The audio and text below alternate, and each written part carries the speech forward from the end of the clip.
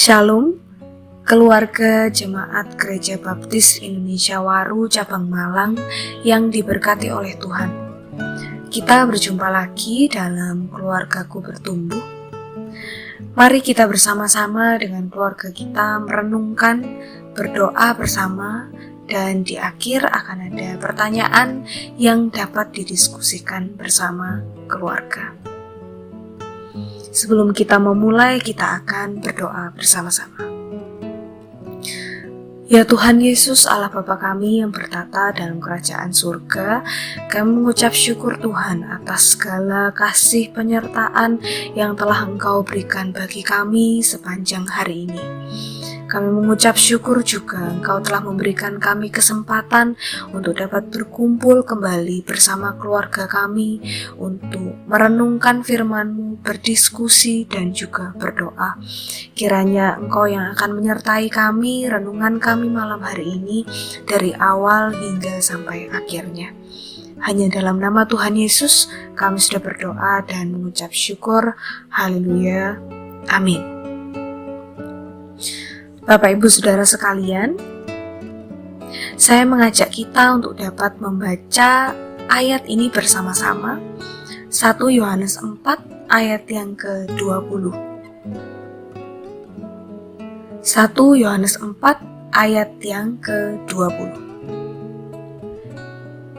Kita akan baca bersama-sama. Jikalau seorang berkata, "Aku mengasihi Allah," dan ia membenci saudaranya, maka ia adalah pendusta. Karena barang siapa tidak mengasihi saudaranya yang dilihatnya, tidak mungkin mengasihi Allah yang tidak dilihatnya. Ayat ini seolah mau mendorong kita untuk mengerjakan kasih yang sempurna seperti yang Tuhan berikan kepada manusia. Kasih tanpa pamrih yang Tuhan selalu sediakan bagi manusia, yang kekal dan tidak terbatas. Terdengar seperti kasih yang luar biasa, bukan? Namun ketika kita tarik kepada kehidupan kita masing-masing, kita tidak dapat mengabaikan fakta bahwa kita adalah manusia yang dicap berdosa hanya dengan berpikir untuk mengambil koin 500 rupiah di jalan. Kita tahu dan harus sadar akan bagaimana manusia bersikap terhadap Allah. Hal itu memunculkan sebuah pemikiran bahwa sebaik apapun kita berusaha untuk menjadi anak Tuhan yang sepenuhnya, pasti akan ada satu titik tinta yang akan selalu mengotori kita. Kita tidak dapat lepas dari itu. Tapi kita juga sudah tahu bahwa Allah akan tetap mengasihi kita. Respon itu pun yang Tuhan ajarkan kepada kita. Kalau ditarik kepada kehidupan kita, Matius 5 ayat 44 mengatakan, "Kasihilah musuhmu dan berdoalah bagi mereka yang menganiaya kamu." Perbandingan yang setara dengan yang Tuhan rasakan ketika dihianati oleh manusia. Mungkin kalau Tuhan Allah kita adalah manusia, Ia pun akan menjadikan kita seorang musuh. Tetapi tidak, Tuhan tetap mengasihi kita. Namun, siklusnya tidak berhenti sampai di situ saja. 1 Yohanes 4 ayat 19 mengatakan, "Kita mengasihi karena Allah lebih dahulu mengasihi kita." Ada tuntutan yang harus dilakukan oleh manusia. Karena Allah telah mengasihi manusia, maka kita pun harus mengasihi orang lain. Seolah kita harus dengan sempurna mengimitasi kasih luar biasa yang Tuhan berikan kepada kita. Dengan sarananya adalah manusia lain atau sesama kita. Bukankah itu mustahil? Menyamakan diri dengan Tuhan saja adalah sebuah hal yang tidak mungkin terjadi selama manusia hidup. Tuntutan ini dikuatkan dengan ayat yang tadi sudah kita baca bersama-sama. Jikalau seorang berkata, "Aku mengasihi Allah," dan ia membenci saudaranya, maka ia adalah pendusta. Karena barang siapa tidak mengasihi saudaranya yang dilihatnya, tidak mungkin mengasihi Allah yang tidak dilihatnya. Apakah ketika seumur hidup berserah kepada Tuhan, mengandalkan Tuhan, taat, tidak melupakan doa, kita tetap akan seumur hidup menjadi seorang pendusta ketika kita gagal mengasihi satu saudara yang dapat kita lihat? Kehidupan berkeluarga memang tidak mudah. Walaupun saya belum menikah, tetapi relasi dengan adik, dengan kakak, dengan orang tua, dengan istri, dengan suami, tidak semua orang memiliki relasi yang baik dengan semua anggota keluarganya. Bagaimana jika kita merasa tidak bisa mempercayakan kepercayaan kita kepada orang lain yang adalah saudara yang dapat dilihatnya, seperti mempercayakan segalanya kepada Tuhan? Salahkah kita? Bukankah dengan begitu kita sepenuhnya mengandalkan Tuhan? Memang, kasih itu horizontal dan vertikal.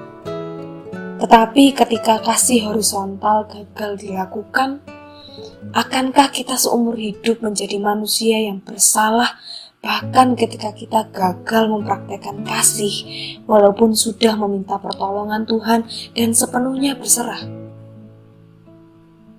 Banyak sekali pertanyaan yang muncul ketika kita memikirkan akan ayat ini. Dan saking kerasnya kita berpikir, kita lupa bahwa Allah kita adalah Allah yang maha mengerti, maha sabar, dan maha pengampun. Memang, manusia pada hakikatnya adalah dosa, dan Tuhan tahu akan hal itu. Tuhan tidak mungkin memberikan kita sesuatu yang di luar kemampuan kita.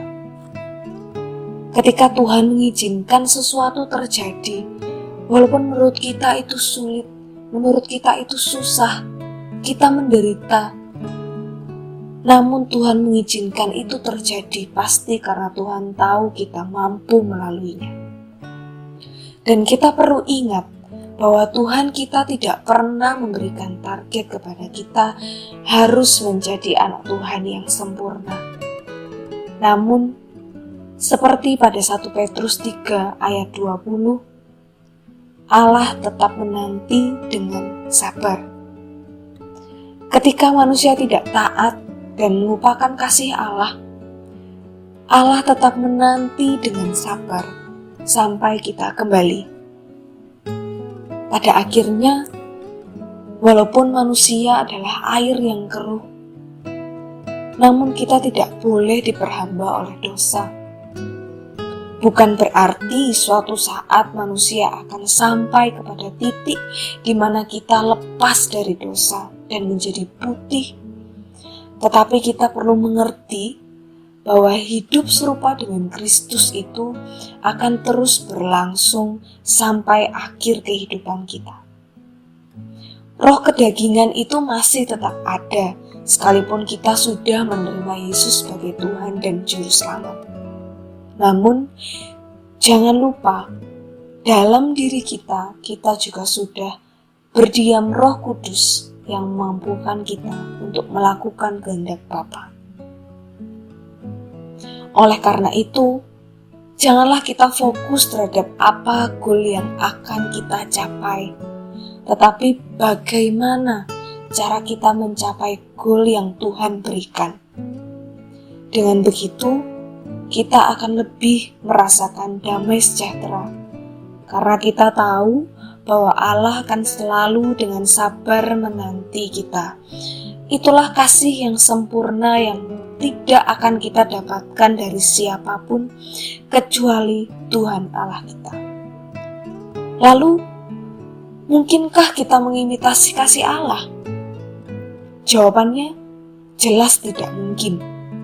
Dan kita tidak perlu bingung, kita tidak perlu pusing mencari solusi menjadikannya mungkin. Karena Tuhan memberikan kita kesempatan sepanjang hidup kita untuk kembali memperbaiki diri kita. Demikian renungan yang dapat kita pelajari bersama-sama. Ada satu pertanyaan yang dapat Bapak Ibu Saudara renungkan, diskusikan, dan doakan bersama dengan keluarga.